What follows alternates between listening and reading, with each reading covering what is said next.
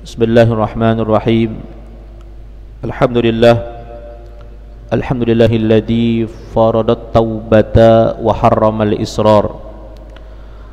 Asyhadu an la ilaha illallah wahdahu la syarikalah katibul athar. Wa asyhadu anna sayyidana wa nabiyyana Muhammadan abduhu wa rasuluh safwatul akhyar.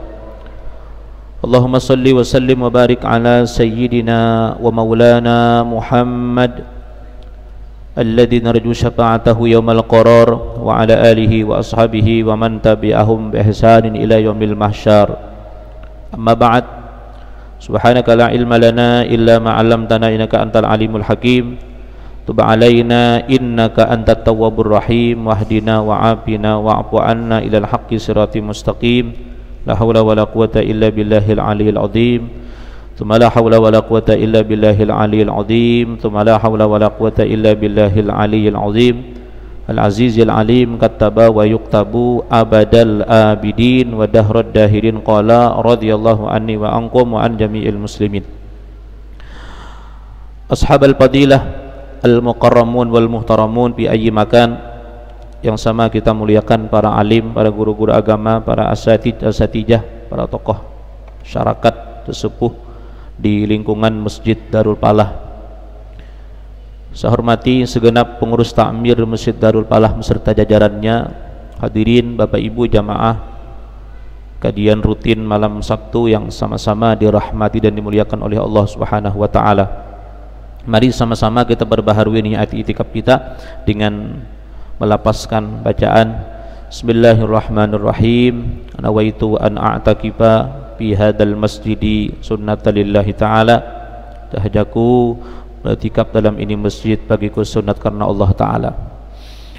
Baik, sebelum janji ulun tadi menyampaikan pembahasan tentang apa yang kita amalkan tadi, terlebih dahulu ulun ingin sedikit menyelesaikan bacaan kitab kita sebelum nanti pada pertemuan selanjutnya kita sudah masuk pada bab tentang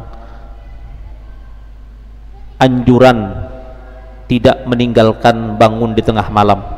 Kita habiskan dulu sedikit mengenai tentang anjuran as-sumtu, diam, ya.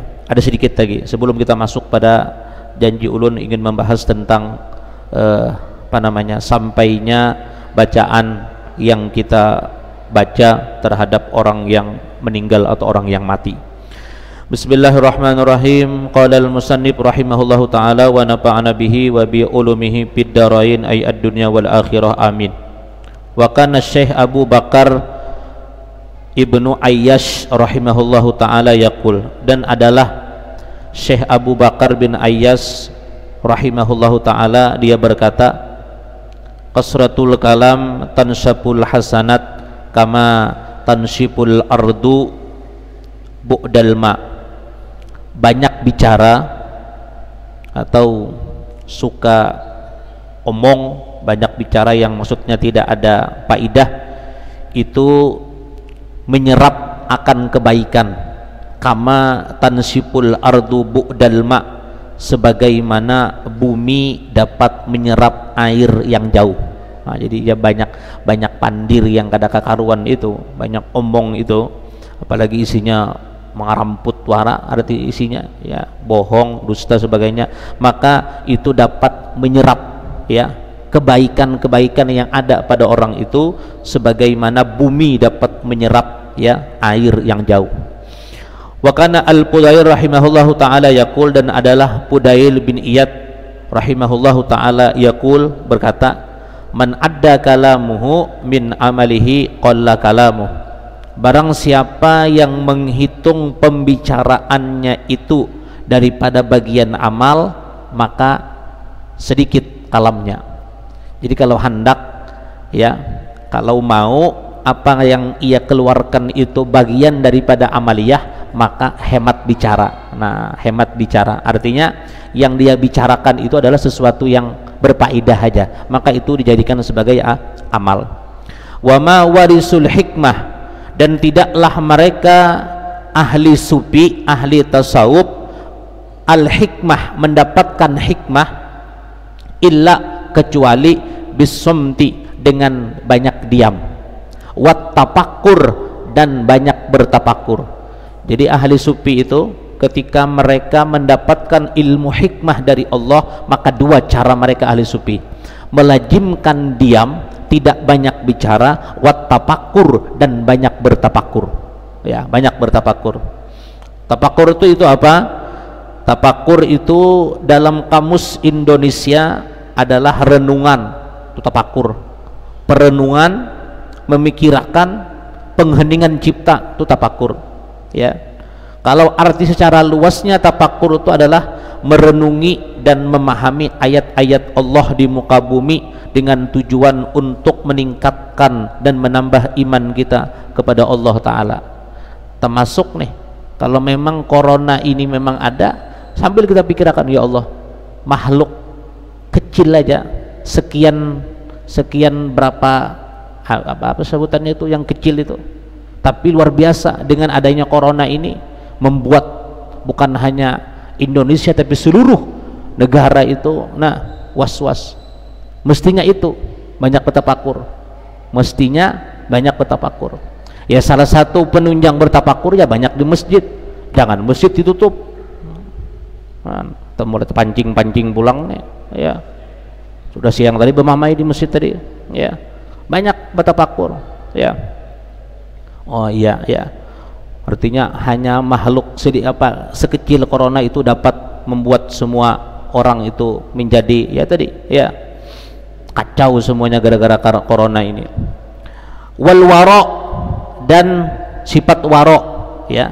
Jadi ahli sufi itu ketika dia mendapatkan ilmu hikmah dengan banyak diam, banyak tapakur, waro. Waro ini ya, wal waro binutqi, dalam bicara, asyaddu minhu bil luqmah wasiyab, lebih bersengatan waroknya daripada warok pada makanan dan pakaian. Bayangkan, luar biasa. Lebih berhati-hati ulama itu berbicara, ya daripada bersengatan warok terhadap makanan dan pakaian. Luar biasa, itu ulama sufi. Pantas saja mereka diberikan karunia oleh Allah ilmu hikmah. Wa qad ajma'u ala annal anwar, dan sungguh telah sepakat ahli sufi atas bahwasanya nur ilahi ar-rabbaniyah, nur ilahi Rabbi, takhruju min qalbil murid, akan keluar dari hati seorang murid. Siapa itu murid? Orang yang menghendaki keberuntungan, keselamatan akhirat. Idza takallam bilagwin, apabila dia berbicara bilagwin, yang sia-sia. Keluar nur ilahi dari seorang murid tuh, cahaya Allah Ta'ala akan hilang, akan keluar dari hati seorang murid apabila idza takallam bilagwin, berbicara bilagwin tanpa faedah. Wa yasiru qalbuhu, jadilah hatinya mazlaman, gelap gulita.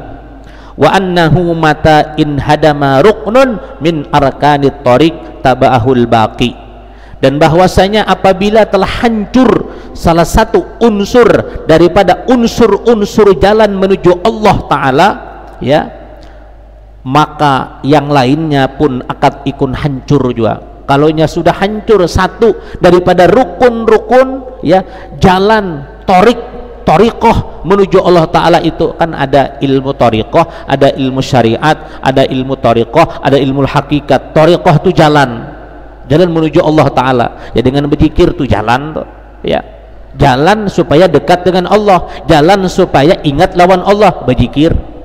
Makanya ada thariqah Naksabandiyah, ada thariqah Syajiliyah, ada thariqah Samaniyah, ya kan, ada thariqah Syajiliyah, banyak lagi thariqah yang lainnya, ya. Maka bilanya hancur satu daripada unsur thariqah itu, maka hancur juga unsur-unsur tasawuf yang lainnya. Wajakaru, dan ahli sufi menyebutkan an mu'lama al arkan arba'ah, bahwa unsur yang paling penting di dalam ilmu tasawuf arba'ah, 4 mujadidin. Jadi hendak sampai tujuan kepada Allah, nyaman batin kita bersih, itu 4 rukunnya. Apa? Alju, lapar, puasa maksudnya. Nah, banyak berpuasa nih bulan Dzulhijjah nih ya, sebagaimana disampaikan pada pertemuan sebelumnya, 10 hari awal Dzulhijjah ini luar biasa. Kalau tidak bisa minimal kena hari Senin 9 Dzulhijjah Arafah, dosa kita nang telah lewat akan datang diampuni oleh Allah Subhanahu wa taala. Nah, ini itu faedahnya. Hari Senin kena. Kemudian wassahru, rukun tasawuf yang kedua adalah banyak bangun malam untuk ibadah atau tidak tidur malam. Itu rukun tasawuf yang kedua ya. Banyak bangun tengah malam, bangunnya beribadah, jangan bangun aja nonton final Euro 2021 ya, lain beribadah ya. Wal uzlah, ujlah mengasingkan diri. Wasumtu, banyak diam. Nah, itu 4 rukun daripada ilmu tasawuf tadi. Lapar, puasa, wasahar, bangun tengah malam ibadah, uzlah, mengasingkan diri, lihat sikon kondisinya, bilanya akidah kita ya mulai terancam ya, ujlah. Wasum, banyak diam. Wa ma zada ala hadhihi fahuwa minat tawabi, sedang unsur yang lain selain yang 4 itu adalah bagian sebagai pendukung, penunjang saja. Kalau toh ada yang lain daripada 4, itu penunjang saja ya, penunjang saja, tidak termasuk bagian daripada yang penting. Jamaah rahimani wa rahimakumullah, habis mengenai kitab pembahasan tentang lazimkan olehmu akan diam. Nanti kita akan masuk pada pembahasan anjuran jangan meninggalkan bangun di tengah malam. Sebagaimana janji ulun, kita akan membahas mengenai sampainya bacaan bagi orang yang hidup terhadap orang yang meninggal atau wafat. 12 menit lagi. Bismillahirrahmanirrahim. Qala al-musannif rahimahullahu taala wa nafa'ana bihi wa bi ulumihi fid dharain amin, ay ad-dunya wal akhirah amin. Bab ke-24, sampainya pahala bacaan dan lain-lain kepada orang yang telah wafat atau mati. Telah banyaklah khilaf ulama, selisih pendapat ulama mengenai sampai atau tidaknya pahala bacaan kepada mayit atau orang yang telah meninggal atau wafat. Telah berkata Al-Allamah Ibnu Qasim rahimahullahu ta'ala, yang artinya, jika meniatkan seseorang akan pahala bacaannya untuk si mayit atau orang yang mati, atau berdoa seperti ini, Allahumma ausil sawaba ma qara'tu li pulan bin pulan, bahasa kitanya, ya Allah, sampaikanlah pahala yang kubaca ini bagi si pulan bin pulan. Nang tadi doa arwah tadi, khususan ila ruh siapa misalnya, ausilillahumma sawaba ilaih, sama dibacaannya. Di situ ada doa arwah, di situ ada doa haul, di sini ambilannya. Mengiringi bacaannya dengan hasil pahalanya. Perhatikan kalimatnya, mengiringi bacaannya dengan hasilnya pahalanya untuk si mayit, atau membaca ia di sisi atau di dekat kuburnya, niscaya hasil bagi si mayit seperti pahala bacaannya, dan hasil pula bagi si pembaca pahala yang sempurna.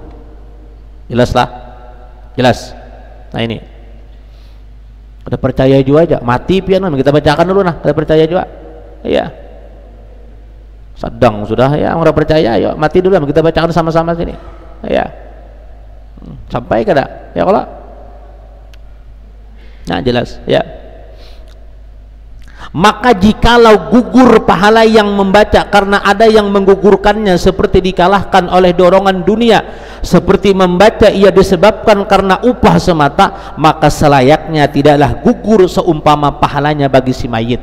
Kalau toh ada juga menggugurkan, misalnya nih seperti arwah ini kan dikubur bacaan nih sampai 3 hari 3 malam nih ya, 3 malam bacaan. Lalu misalnya si nang membaca di kubur ini tendensinya karena upah, maka batal pahala nang mengaji tadi karena hajar pacangan dapat upah dari bini pakai ini.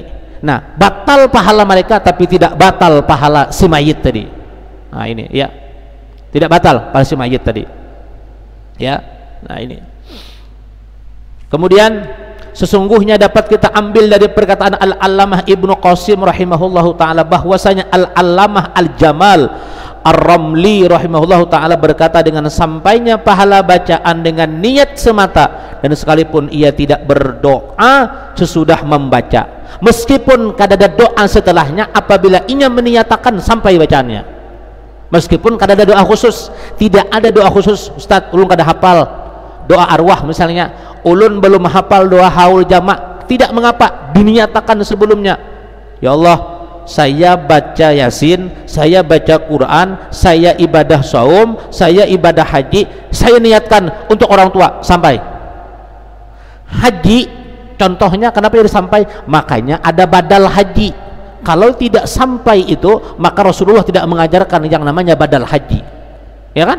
Badal haji, nah ini itu kan sejarahnya ada ya, di zaman Rasulullah ada badal haji itu ya. Ada sahabat yang hendak mengirimkan ya pahala hajinya untuk orang tua yang meninggal, Nabi mengerjakannya. Di situ adalah sebab daripada badal haji tersebut ya.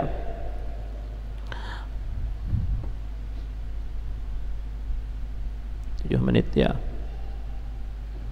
Nah, dan pendapat yang telah dipilih oleh kebanyakan ulama Syafi'iyah, maka jelaslah bahwa jumhur ulama atau kebanyakan ulama berpendapat sampainya pahala bacaan kepada mayit jika dibaca di dekat kuburnya dan berniat yang membaca bahwa bacaannya untuk si mayit sekalipun ia tidak berdoa sesudah membaca seumpama doanya tadi, Allahumma awsil sawaba ma qara'na, atau misla sawabi ma qara'tuhu li hadzal mayyit, atau li fulan ibni fulan, disaya hasil juga bagi si mayit pahalanya dengan ijma sepakat oleh semua ulama. Nah, di antara dalilnya adalah juga firman Allah Ta'ala, wa ta'awanu 'alal birri wat taqwa wa la ta'awanu 'alal ismi wal 'udwan wattaqullaha innallaha syadidul iqab. Dari Qur'annya. Dan bertolong-tolonganlah, ujar Allah Ta'ala, kamu sekalian atas segala perbuatan baik dan takwa, dan janganlah kamu bertolong-tolongan dengan segala perbuatan dosa dan melampaui batas-batas hukum Allah Ta'ala. Bertakwalah kamu kepada Allah, bahwasanya Allah Subhanahu wa Ta'ala bersengatan pedih siksanya. Ayat ini memerintahkan untuk bertolong-tolongan dalam takwa, dalam kebaikan, dalam takwa ya. Jangan bertolong-tolongan dalam dosa dan permusuhan. Maka perintah bertolong-tolongan di sini tidak hanya terbatas, perhatikan kalimatnya. Bertolong-tolongan yang diperintahkan oleh Allah di sini bukan hanya fokus atau terbatas pada sesama yang hidup. Itu jelas. Sudah pasti ulun menolong Pak Haji, ulun menolong Sidin misalnya karena musibah sebagainya misalnya atau apa. Itu disuruh sudah, tetapi juga bertolong-tolongan antara yang hidup dengan orang yang sudah mati. Nah ini ya, bahkan yang mati lebih menghajatkan kepada pertolongan daripada yang hidup. Bahkan kata beliau, yang mati itu lebih hajat ya, minta ditolongi. Kayak apa caranya yang hidup menolongi yang mati? Mengirimi amal-amal kebaikan kepada nang mati tadi. Ini pengurus masjid, saya bersedekah 200 juta untuk Darul Falah misalnya, ulun hadiahkan untuk abah ulun, sampai situ ya. Ini pondok pesantren termasuk tertua di Banjarbaru, Al Falah, subuh kemarin kebakaran, subhanallah. Kada sampai 24 jam tadi ulun baru dapat info dari guru di sana, sudah terkumpul dana 3 miliar. Belum sampai lagi hari semalaman 3 miliar. Itu bos batu bara yang ada di Binuang, Haji Ijai, langsung malam itu juga pagi tadi menyumbang 300 juta, sehingganya total sampai sore tadi, kejadiannya subuh kemarin ya, termasuk salah satu pondok yang pernah disekolahi oleh guru Juhdi, almarhum guru Juhdi. Nah, kebakaran ya, sudah terkumpul 3 miliar. Orang tahu di situ bahwa kebaikan akan sampai diniatkan tersebut. Nah ini ya. Ya, dan sabda Rasulullah sallallahu alaihi wasallam, iqra'u yasin ala mautakum. Nah ini hadisnya. Ini sepakat sudah mereka kawan-kawan kita paham tentang redaksi hadis ini. Iqra'u yasin ala mautakum, kata Rasulullah, bacakanlah olehmu akan surah Yasin atas orang-orang yang mati daripada kamu, atau orang yang akan mati daripada kamu. Dua pemahaman daripada hadis ini. Mautakum di sini orang yang mati dan orang yang hendak mati. Orang yang hendak mati sakratil maut bacakan Yasin. Maka kata Rasulullah, apabila orang yang akan meninggal dunia kemudian dibacakan Yasin, maka Allah Ta'ala akan memudahkan keluar ruh daripada jasadnya. Itu satu hadisnya Nabi menyampaikan ya. Nah, kalau orangnya sudah mati tadi, pahalanya dia dapatkan, ganjaran pahala bacaan tadi oleh si mayit tadi ya. Maka yang dikehendaki mayit di sini pada hakikatnya adalah orang yang sudah mati, dan pada majasnya, kiasnya adalah orang yang dekat mati atau sakratil maut. Maka ulama mengatakan kedua-duanya sunnah dibacakan, yaitu dekat mati dan yang telah mati. Jelas hadisnya kalau iqra'u yasin ala mautakum, artinya dibacakan Yasin ya bagi orang nang mati atau hampir mati, dekat mati. Nah ini pemahaman daripada hadis tadi. Satu lagi hadis Nabi, dan sabda Rasul sallallahu alaihi wasallam, man zara qabrai walidayhi au ahadihima fi kulli jum'atin marrah faqara'a indahu Yasin ghufira lahu bi'adadi kulli harfin minha. Barang siapa yang ziarah kepada dua kubur ibu bapaknya atau salah satu dari keduanya pada setiap hari Jumat sekali. Ulun menemukan hadisnya hari Jumat sekali ya. Ulun belum menemukan ya, apakah keminiman ilmu ulun tidak menemukan yang bahwa menziarahi kubur itu khusus hanya ketika menjelang bulan puasa. Nah ini di bulan Sya'ban. Nanti ini PR ulun cari di sini. Tapi ulun menemukan cuma hadis di sini, bahwasanya barang siapa nang ziarah kepada dua kubur ibu bapaknya atau salah satu dari keduanya pada setiap hari Jumat ya sekali ya, maka membacalah ia di sisinya akan surah Yasin. Datang ke kubur orang tua, misalnya dua-duanya meninggal atau salah satu keduanya, lalu inya bacakan Yasin di sisi kuburnya ya, maka dia mendapat keampunan sebilang-bilangan setiap huruf dan surah Yasin itu. Ya Allah, banyaknya ampunannya, sebilang-bilangan setiap huruf di Yasin dan setiap surah Yasin itu ya. Nah, hurufnya kita tidak bisa menghitung, kalau surahnya kita, ayatnya kalau kita hitung, tapi kalau urusan huruf Yasin kada bisa kita hitung banyaknya kebaikan yang didapat oleh si mayit ketika kita membaca surah Yasin. Terakhir sebagai bahan penutup, hadis Nabi sallallahu alaihi wasallam ulun ambil dalam kitab Durratun Nasihin. Kata Nabi, idza matal mu'min hamaruhu haula darihi syahron. Apabila seorang mukmin telah meninggal dunia, maka ruhnya mengitari rumahnya selama sebulan. Payanjuru ila man khalfa min iyalih kaifa yaqsimu maluhu wa kaifa yuaddi duyunah fa idza atamma syahran rudda ila huprati. Ngapain itu ruh mengitari rumah selama sebulan ketika dia mati? Melihat keluarganya, menyaksikan keluarganya, memantau ahli keluarganya yang ditinggalkannya, bagaimana pula mereka membayarkan hutang-hutangnya. Apabila telah sampai sebulan, ruh itu dikembalikan ke liang lahat.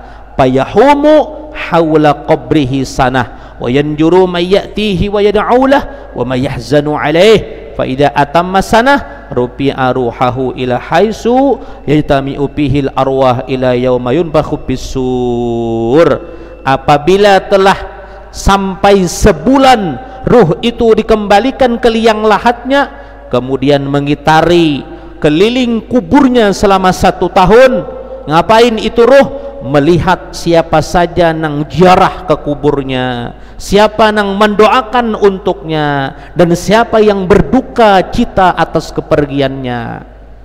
Sebulan mengitari rumah dulu nih. Makanya kadang bilanya hanyar-hanyar wafat itu, ruh itu serasa masih parak aja lagi lawan kita, masih parak aja lagi, masih lagi nah. Sebulan mengitari rumah duka tadi, memperhatikan ahli keluarganya yang ditinggalkannya, membayarkan hutang-hutangnya kalau ada utang tadi, ya, atau mengelola harta bendanya yang ditinggalkannya, kemana harta ini dilariakan. Nah ini sampai sebulan, pindah dikembalikan ruhnya kemana? Ila huprotih, ke makamnya. Di situ dia mengitari sampai setahun, ya, sampai setahun, untuk menyaksikan siapa yang datang menziarahi kuburnya, siapa yang mendoakannya, siapa yang bersedih ketika wafatnya. Ketika sudah sampai 1 tahun, maka diangkatlah ruh itu kemana? Dikumpulkan ke satu tempat, di mana tempat itu berkumpulnya seluruh arwah-arwah ila yunfakhi bis-sur, sampai nanti menunggu tiupan sangkakala yang ketiga. Apa? Dihidupkan kembali jasad-jasad manusia itu. Nah ini ya, hadis Nabi di dalam kitab Turratun Nasihin. Semoga ada manfaatnya kajian ini, semoga menambah perbendaharaan ilmu kita, semoga Allah Subhanahu wa taala selalu mengaruniakan kepada kita iman Islam yang kuat sampai akhir hayat kita nanti, dan Allah karuniakan kita husnul khatimah. Amin amin ya rabbal alamin. Demikian, mari sama-sama kita menutupnya dengan doa Al-Fatihah. Bismillahirrahmanirrahim. Maliki yaumiddin. Iyyaka nasta'in wa ihdinas siratal ladzina an'amta 'alaihim waladdallin. Amin. Bismillahirrahmanirrahim. Alhamdulillahirabbil alamin, wassalatu wassalamu ala asyrafil mursalin wa ala alihi wa sahbihi ajma'in. Allahumma fahaman nabiyyin wa hifdzal mursalin wa ilhaman malaikatil muqarrabin bi rahmatika ya arhamar rahimin. Rabbana atina fid dunya hasanah wa bil akhirati hasanah wa qina adzaban nar. Sallallahu ala sayyidina Muhammad wa ala alihi wa sahbihi ajma'in. Walhamdulillahirabbil alamin. Taqabbalallahu minkum minna wa minkum taqabbal ya karim.